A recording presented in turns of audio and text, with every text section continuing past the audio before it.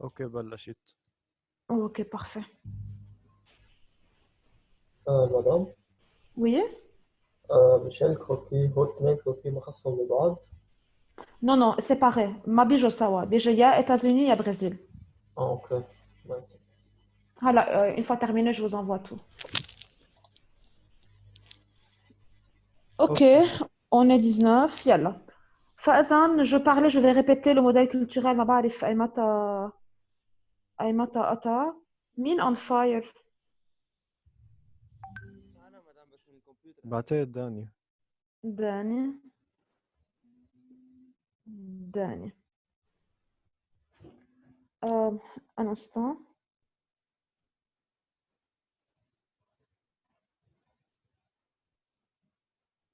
Ok. Alors, on est arrivé à l'aspect culturel, donc. J'ai comparé, on a parlé des États-Unis. Je ne vais pas tellement répéter là, vous connaissez tout à travers l'histoire. On va parler du American Way of Life ici. On va parler du rêve américain. On va parler des séries américaines. Donc, le soft power est très, très avancé, développé et diffusé à travers le monde. Je parlais du Brésil avant la coupure d'électricité, comme quoi le Brésil aujourd'hui tente d'avoir une présence culturelle mondiale. Euh, Même si on ne connaît pas forcément la culture brésilienne au Liban, elle est assez répandue au monde. Des séries turques. Ben, en Russie et en Europe de l'Est, ils suivent beaucoup les séries télévisées brésiliennes. Non, c'est très loin, mais bon. Ça les telenovelas. D'accord? Donc, elles sont exportées en Roumanie, surtout en Russie. Et dans les pays du Maghreb arabe, aujourd'hui les séries brésiliennes. Euh, le Maghreb, yani Maroc, Tunisie, Algérie, voilà. Nous, au Liban, il y a plus de 10-15 ans, c'était les séries mexicaines qui étaient très à la mode ici. Maintenant, c'est les séries turques, voilà. Donc, les Brésiliens tentent de concurrencer les États-Unis en matière culturelle. Ils le font à travers leurs séries télévisées et, euh, et également leur musique et leur mode.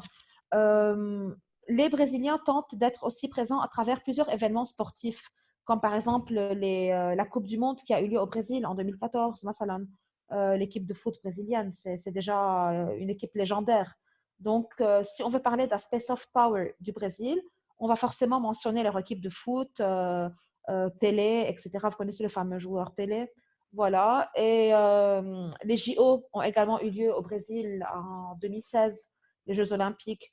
Et vous connaissez un événement culturel incontournable du Brésil. Vous le connaissez tous. Lequel? Le carnaval. Voilà, le carnaval de Rio. Cette année, le Liban a eu une participation au carnaval de Rio. On a eu une délégation libanaise qui a représenté le pays. Voilà, donc le Brésil tente d'avoir une présence culturelle, mais leur premier obstacle, c'est la langue.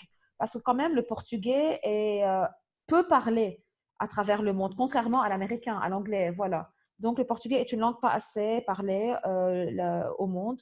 Je vous rappelle que la lusophonie, c'est les pays qui parlent portugais. On en a parlé au début. Voilà. Donc, mon axe 1 vient se terminer. On a vu trois aspects pour le rayonnement mondial. Un, aspect économique financier. Deux, aspect géopolitique. Et trois, aspect culturel. Voilà. Donc, c'est des répétitions, c'est du déjà vu, mais on a tout réorganisé. Mon deuxième axe, c'est la puissance, les territoires des États-Unis et du Brésil. D'abord, je vais vous parler de l'histoire de leur territoire, comment ils ont peu à peu maîtrisé leur territoire pour passer au croquis. D'accord? Voilà. Donc, les États-Unis, depuis leur indépendance en 1776, ils ont peu à peu intégré des États, l'un après l'autre. Ils ont conquéri des États, soit en achetant des territoires, soit par des traités. Oslo, là, le Pacifique. D'accord? Madame, Oui, c'est quoi le chapitre? c'est qui? Helio. Elio, Sahanom, Elio. C'est les Merci, États-Unis et madame. le Brésil, Ah, ok. ton pays d'origine.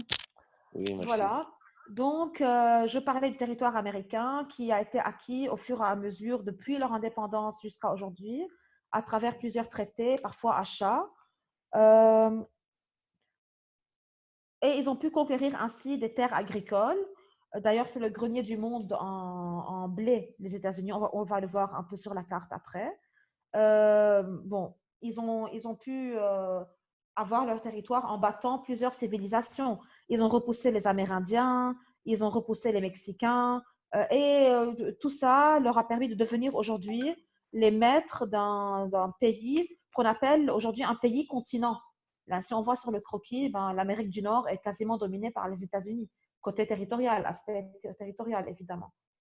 OK. Maroon nous dit désolé, problème de PC. OK. Voilà, donc ça c'est pour le continent américain. Et la dernière étape de leur maîtrise du territoire, c'est les infrastructures. Donc une fois tous ces territoires, tous ces États conquis, ils ont travaillé sur les voies de communication, les routes Bonjour, ferroviaires. désolé. Sorry, madame. هلا Bonjour, مارون. Problème de PC. Problème de ça va, ça PC. va. Oui, oui, oui. اشتقنا لك On مارون. a essayé voilà, de travailler sans toi. Bon, لا إيه مش ظابطة. alors donc, les États-Unis ont travaillé sur leur infrastructure en dernière étape pour compléter leur conquête du continent. Ils ont ainsi construit le fameux chemin de fer transcontinental en 1869. C'est transcontinental, donc il dépasse le continent. C'est ce chemin de fer qui a vraiment permis d'intégrer tout ce territoire acquis au fur et à mesure. OK? Voilà. Pour le territoire brésilien, Ah, c'est Kamena le s'est faite, pardon, c'est le dernier chapitre. de géo, oui. Il nous reste un histoire et un révision histoire. Ça va. Ok. Alors, pour le territoire brésilien, Kamena, il a été acquis à travers plusieurs avancées, abandon de territoire. Donc, Kamena a des guerres, mais ce que vous devez savoir surtout, c'est qu'ils ont pu conquérir des territoires vraiment riches en ressources. Par exemple, sur les littoraux du nord-est du Brésil, on a beaucoup de canne à sucre pour fabriquer du sucre. On a beaucoup d'or dans les mines brésiliennes, du caoutchouc en Amazonie, la forêt amazonienne, Café. elle est riche. Pardon?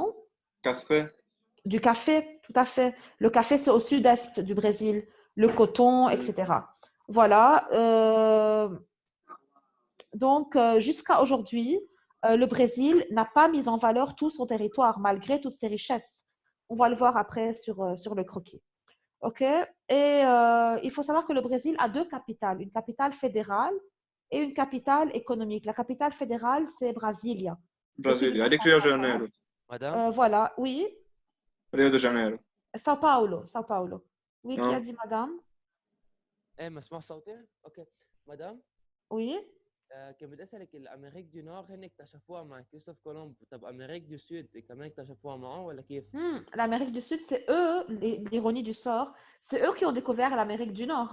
Les Portugais, lors des grandes découvertes. D'accord? مع كيف يعني اكتشفوا امريك دي سود قبل امريك دي نور؟ C'est l'ancien continent.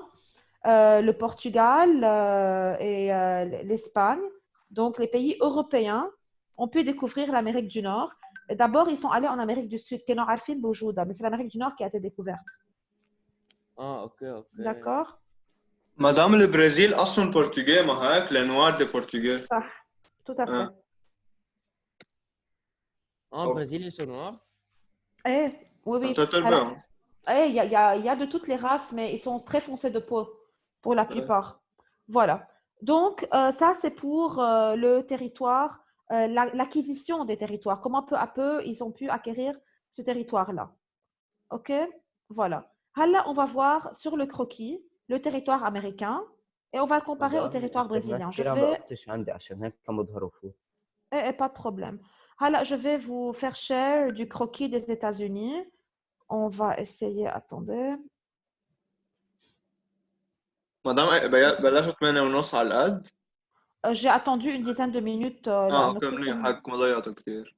اسمع لك كلكم نايمين. لا لأنه ما كان عم يزبط أنا المشكلة. Moi aussi, madame, problème du PC. Problème du PC, Elio, oui. Voilà. Vous voyez maintenant le PowerPoint des États-Unis? Le dynamique territoriale en Ok. Super. Voilà. Ça, c'est le croquis des États-Unis. بتكون تعرفوا أنتوا أكيد بس اللي فوق. Voilà. Et la légende est divisée en 3 axes. D'abord, une organisation contrastée. On va comparer le centre à l'intérieur. Ensuite, comment il est lié en réseau, les moyens de communication, yani. Et enfin, rayonnement mondial. Donc, 3 axes. Un, les régions américaines. On va diviser les États-Unis en يعني régions. ville jumelle. ما سمعتش يعني شو؟ Ville jumelle. Ville jumelle, يعني مثل بعضهم. Où est-ce que tu l'as vu d'ailleurs? تالت أقصى. Télé axe. Attendez. Ya Allah.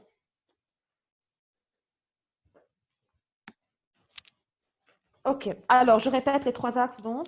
Le premier axe, c'est les territoires américains, les régions, on va en parler. Deuxièmement, les moyens de communication et enfin l'ouverture au monde. Ok, voilà. Pour les territoires américains, comme vous voyez devant vous sur le croquis, j'ai d'abord une cinquantaine d'États, ok, divisés en 3 espaces. Nous allons en 3 espaces. Le nord-est, d'abord, regardez devant vous le nord-est. Je vais parler de chaque territoire à part. Ensuite, j'ai l'ouest et le sud, la Sun Belt. أي لون هو نورست؟ Le nord-ouest, c'est en marron. والنور OK? است؟ Marron et, pardon, en rouge. Voilà. Ensuite, vous avez la Sun Belt américaine. C'est l'ouest et le sud, ici, de l'ouest jusqu'au sud. Donc, je commence par le nord-est, la Manufacturing Belt, Birja, la Sun Belt, ici, vous voyez ma souris. Et enfin, le centre. Le centre, c'est la Corn Belt.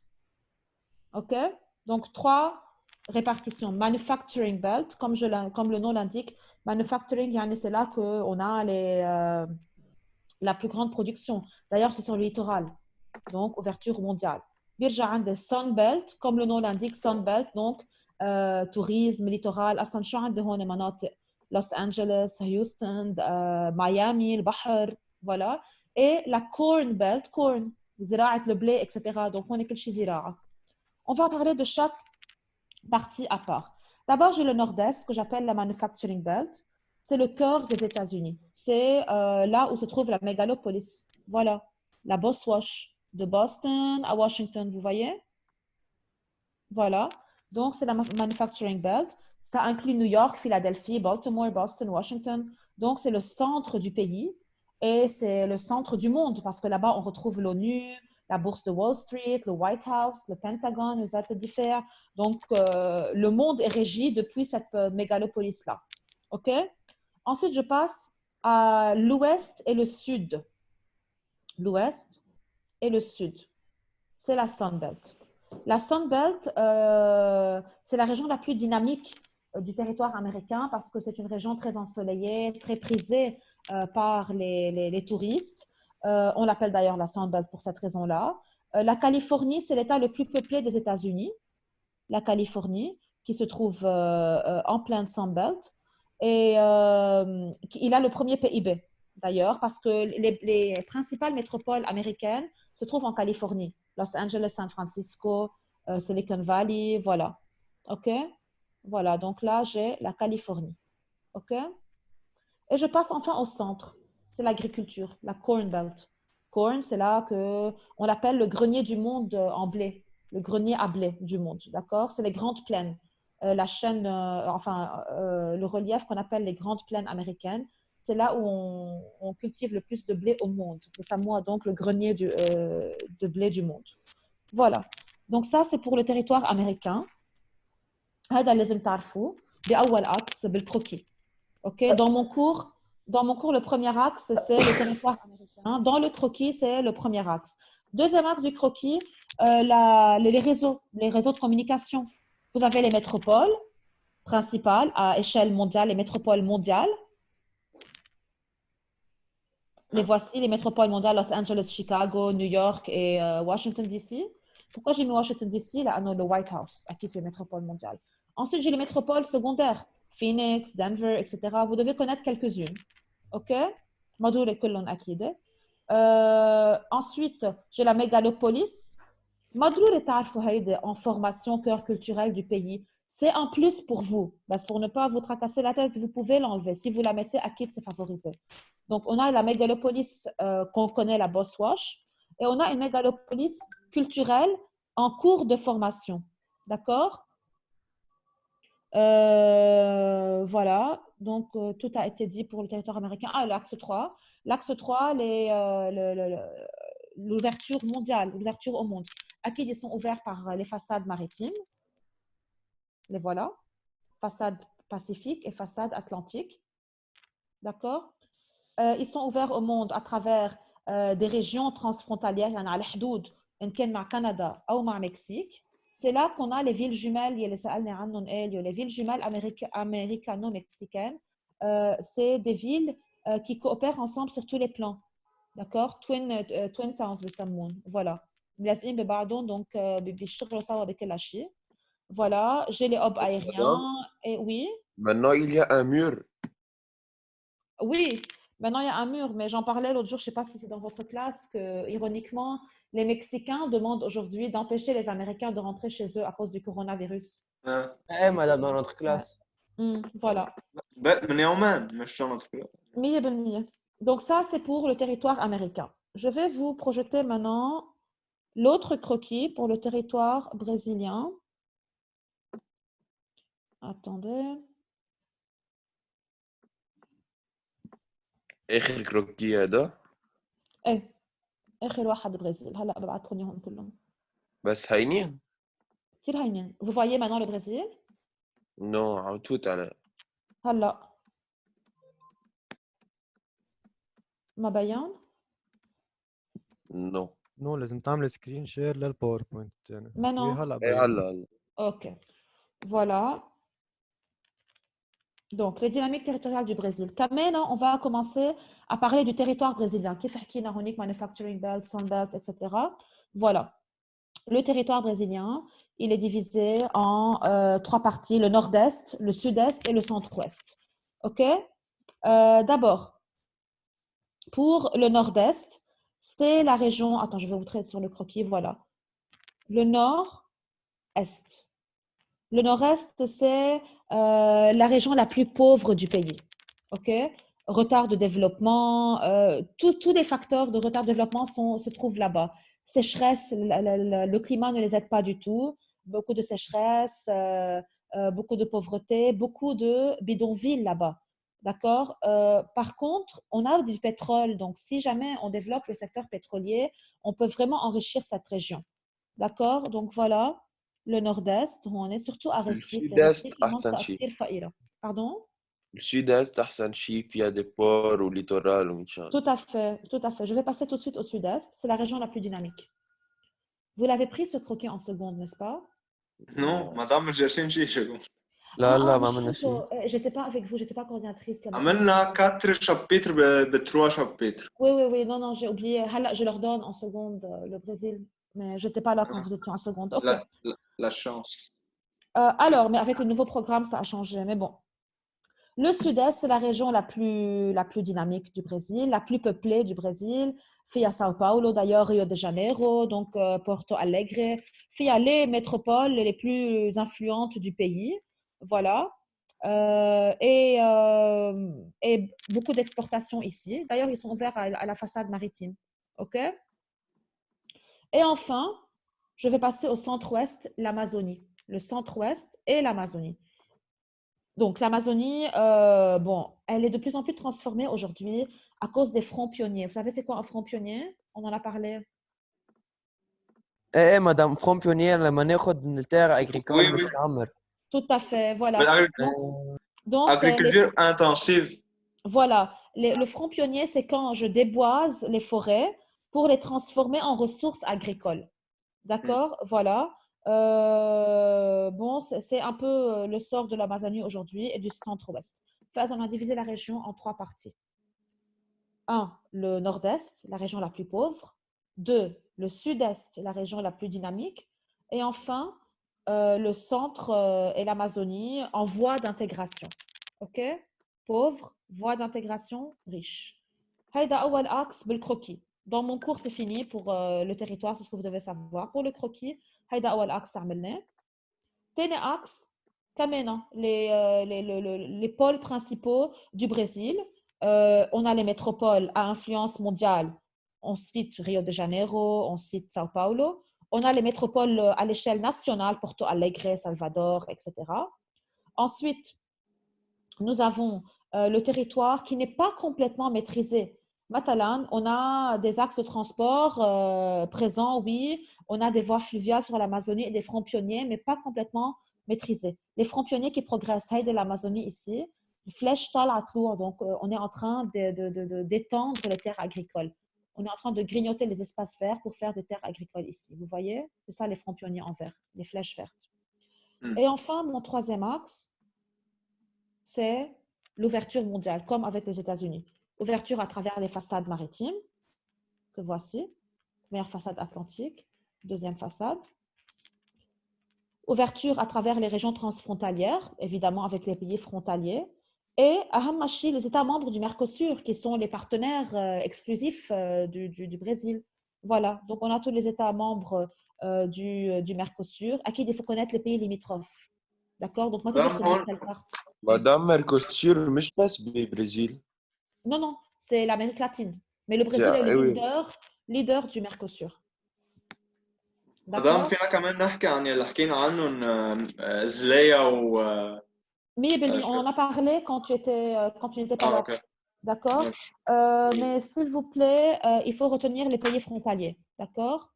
Voilà. بيرو Et تشيلي même pour les États-Unis, Ok. c'est facile. Au Canada, Mexique. Mais bon. Pardon? Quelqu'un a posé une question? OK. Et enfin, on va parler de l'attractivité. On a des flux internes. L'exode rural interne عم بيجوا من المناطق الفقيرة. نحن قلنا هون أفقر منطقة. عم بيجوا من المنطقة الفقيرة على المنطقة الغنية. D'accord? Voilà. C'est les flux internes. C'est tout pour les croquis que je vais envoyer tout de suite. On revient à notre cours. Voilà. Donc, on vient de terminer l'intégration du territoire. Voilà. Les États-Unis sont divisés en 3 parties, également le Brésil. Je passe mon dernier slide et on aura terminé pour aujourd'hui les inégalités socio-spatiales. كمان répétition. كتير حكينا عن les États-Unis qu'il y a beaucoup d'inégalités, que c'est un espace cosmopolite. D'abord, un espace cosmopolite. Pourquoi? On a plusieurs races aux États-Unis. On a l'ethnicité blanche, on a les Indienne. ethnies hispaniques, amérindiennes, noires, asiatiques. Mais la plupart, la majorité, 60%, ce sont les blancs. Nous sommes les WASP. WASP, يعني White Anglo-Saxon Protestant. Anglo-saxon protestant. وايت Ok, نك. voilà. Voilà. Les blancs. Pardon. هذيك البلان كاثوليك قصدي وايت نك شيء هيك. White, 100% يسموه les white neck. On a les noirs et les asiatiques. Aujourd'hui, la majorité sont blancs. Mais selon les estimations que d'ici 2050, ce sont les hispaniques qui vont devenir majoritaires. Les hispaniques qui ont un esprit d'origine Amérique latine. Voilà. Et pour les inégalités, comme dans tous les pays, ce sont les régions urbanisées qui sont les plus développées. Et en effet, la majorité des Américains résident dans les aires urbaines, dans les pôles urbains. Et j'ai beaucoup de différences entre les métropoles, downtown, puis les CBD, le Central Business District, les grands gratte-ciel, les grandes métropoles, etc. Paradoxalement, j'ai de l'autre côté les ghettos américains. Les ghettos, c'est contrairement aux pays du Sud, il n'y a pas de ghetto, il y a des bidonvilles. Donc, dans les pays du Nord, j'appelle ça les ghettos. On a un شارع très développé et tout. شارع تاني كله criminalité, drogue, etc. Les gangs, American gangsters, etc. Voilà. Et j'ai les suburbs. Les suburbs, c'est les banlieues. Donc, dès le centre-ville, Arna Manta'a, centre-ville, j'ai des ghettos américains, comme par exemple le fameux ghetto du Bronx, vous connaissez? Le Bronx aux États-Unis. ديترويت في À Detroit, voilà. J'ai également Harlem, voilà, par exemple, J-Lo, Jennifer Lopez, elle est originaire du Bronx. D'ailleurs, sa première chanson, dans sa première chanson, elle dit I'm still Jenny from the Bronx. Non, je suis toujours la Jenny qui est née au Bronx, dans le ghetto du Bronx. Pour le territoire brésilien, Akid, il y a beaucoup d'inégalités socio-spatiales. C'est là où se trouve le plus grand nombre de bidonvilles, qu'on appelle les favelas. C'est درسينهم شي شايفينهم بالcomplémentaire. لا حكيتين عنهم بالموديليزاسيون على السريع. Voilà. Donc, les favelas au Brésil sont très caractéristiques. Les quartiers pauvres où habitent la plupart des Noirs brésiliens. Vraiment des conditions de vie horribles. D'ailleurs ما فيهم يوصلوا لهم يعني دي مافيا هونيك ما فيهم يوصلوا لهم الدرك والارمée ممنوع يفوتوا لهونيك. Donc au Brésil, j'ai la capitale économique qui est Sao Paulo et j'ai des quartiers riches où habitent les blancs brésiliens بيسموهم condominios fechados. Condominios fechados, c'est les quartiers riches brésiliens opposés aux favelas aux bidonvilles. OK? Amérique عندكم les métropoles où se trouvent au sein des métropoles se trouvent des ghettos. D'accord? Voilà. Kamena, au Brésil, on a aussi, c'est aussi un pays cosmopolite, le Brésil, parce que la population, elle est très métisse là-bas. Il y a beaucoup d'Amérindiens, il y a beaucoup de latins, d'Américains latins qui sont au Brésil aujourd'hui. La plupart des indigènes sont amérindiens au Brésil. OK? Les indigènes, le peuple d'origine, l'aslo من هونيك. Voilà, ومثل العادة أكيد dans les campagnes, on a beaucoup de ségrégation socio-spatiale dans les campagnes brésiliennes. On a les grands propriétaires de terres agricoles, il y a les هن معهم مصاري, qui sont les maîtres, face aux petits propriétaires, il y a les ما بيبينوا. OK, voilà. Les maîtres يسمون les latifundio, بعتها بالكور, et les mini propriétaires, les petits propriétaires عندهم أرض صغيرة قدام بيتهم, les mini fondi. OK, voilà. C'est tout pour ce cours-là. Donc, on vient de Madame, comparer. Oui, je peux vous poser une question hors sujet? oui, vas-y. Vous pouvez nous expliquer le pétrole maintenant? C'est-à-dire, sois plus spécifique. لأنه c'est la première fois بينزل من 2002 هالقد. Ah, oui, ben, c'est normal parce que tout simplement, c'est une question d'offre et de demande. La demande de Non, pétrole. et en plus, c'est quoi le problème entre Russie ou Voilà, donc d'abord, c'est un problème géopolitique. De deux, c'est surtout le fait que l'offre et la demande a diminué. Mais le gouvernement libanais, hier, a pris une décision qu'ils ne vont pas baisser le prix du baril de pétrole, même si ça a diminué mondialement, pour essayer de limiter nos dettes. Donc, c'est quelque chose de positif. سعر البترول بس احسن انه لحتى نسكر ديوناتنا. Donc on va le garder tel quel chez nous. Ah oui. Voilà. Mais ta question elle est très vaste لانه maintenant c'est toute l'économie mondiale qui est bouleversée avec le بس هي coronavirus. بلشت من روسيا وعربية سعودية. بلشت entre la Russie et l'Arabie Saoudite, elle a pris d'autres envergures, mais là c'est la crise va s'étendre sur tous les secteurs, pas seulement pétroliers. Hier le منظمة العالمية للتجارة قالت إنه d'ici la fin du coronavirus, plusieurs millions de personnes vont perdre leur boulot à travers le monde. Voilà, لأنه كل شيء مسكر. كل شيء وصار مسكر. في Fed emergency rate cut بأمريكا. Donc, voilà, tout à fait. Donc c'est toute l'économie qui est en train d'être bouleversée. بلبنان بلشوا في كتير أصحاب بلشوا يعطوهم نص معاش هلا لأنه ما عم بيروحوا على الشغل. Ils sont en quarantaine. Voilà, donc c'est une crise mondiale. On va voir si l'année prochaine, les forces économiques vont changer. C'est la fin de l'hégémonie américaine, selon moi. Ne mettez pas ça chez vous. Mais selon moi, c'est la fin de l'hégémonie américaine. بس أمريكا كتير عم تساعد هيدا البوبيلاسيون تبعها. هلا ايه ترامب قدم مساعدات لانه هن ما عندهم ضمان اجتماعي، عندهم اسيغانس خاصه. مدام مين بيجي محلها لامريكا برايك؟ يعني اذا هي بطلة الايموجوني جلوبال مين بصير محلها؟ هيجيموني تشاينا. تشاينا؟ لا كندا. كندا منه ما بي بي منه كثير عالي، منه برودكتور، منه بينما للشين elle a tout ce qu'il faut. مدام مدام تشاينا هي لها une population كتير كبيرة وإن برودكسيون كمان كتير كبيرة، بس إنه ما عندها البرينز كأمريكا. لا يعني أمريكا معروفة إنه أذكى ناس بالعالم بيروحوا عليها، مشان هيك عندها باور بالبرينز اللي عندها إياهم. بس ils sont pas originaires des États-Unis. مين هيدا؟ بينما مين هيدا؟ بس سؤال مين هيدا؟ c'est pas Anis. لا لا لا انا مش معنا بالصف. حاجة أنا انترو داكور أنا أقولها البارتيسيباسيون سي كي ايه مسيو بالله يا مدام مدام. ما حبيت اجي شوي اسمع صوتك بس والله مدام والله مشتاق فهمان. لك. تركيه أهلا معنا وسهلا مدام. بس بعرفه مين هيدا؟ وي جون مدام مشتاق لك بس شوي جاي بس اسمع صوتك شوي. جون شو جايبك لهون؟ ما اشتقت لك مدام بس هيك جيت شوي Mais اسمع d'où est-ce que tu ثلاثة connais دقايق شوي. les... فرح باب عم عبد من لا بيعرفنا؟ sérieusement جون même تعرف كيف فتت لهون tu peux avoir accès؟ وي مدام بس هيك جيت 3 دقايق بس سلم وفل. لا سيريسلي بس خبروني كيف بتفوتوا من سؤال هو هالمدرسة كيف اخذ اللينك؟ أعرف عاد بيوصلك 10 دقايق الكودات هون. مدام الكودات بيعطونا اياهم مدام عادي.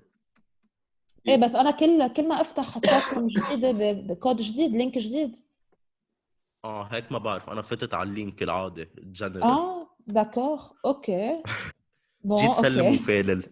أوكي فوالا دونك à vendredi جون كثير مهضوم. vendredi. Merci باي. باي باي إيه؟ Donc, les terminales, c'est mon élève de seconde des 5 heures qui vient de... مبسوطة إذا مدام نحن ما بنقبلك. إذا هيك بدي فوت على كل السيشنات مدام بدي فوت على كل السيشنات تبعك. هلا فيهم يفوتوا خيال حدا في يفوت على السيسيون ما إذا بعرف. ما عنده ما اللينك هو c'est شكله bizarre. لانه انت اللينك عم تستعملي لينك الاكونت مش لينك بس الميتنج. داكور يعني عم بيلحقك. مدام دي حقوها سلم عليك. Ok, bon, alors on أنا vient de كمان. terminer notre session. Guys, je vais envoyer sur WhatsApp هلا le cours et les مدام بس cartes. فيني أسألك سؤال؟ Oui, bien sûr. في أسأل سؤال عن أزيد شيء دو لاست مش عن هيدا بعد شوي. بعد شوي، اوكي بعد شوي يعني هلا عم بالآخر بقول فيني. سيسيون هيك قصدي. بالآخر يعني تخلصي. Oui, oui, إذا ما جاوبتك دغري بعدين لأنه j'ai un autre cours à préparer maintenant aussi. Ok. أوكي. Yalla, donc merci tout le monde. On se revoit la semaine prochaine, mardi كمان à 8h30. بعد أوكي. في 20 minutes. مدام بعد في 20 مينوت. إيه معلش on a شو terminé. معلش؟ ما Pas de حضرنا problème. شيء. صفلوا انتم ما حضرتوا نحن قلنا من قبل. فوالا تعال نعمل كونكلوزيون مدام. انا صار لي من 6 هيك الصبح هون. مدام أنتيون لمدام مايا بتعوزوا. قولوا لك اخير ربك هلا انا اوعى الترمينال انا حاطط لكم ساعه ونص انه ماكسيموم بس ما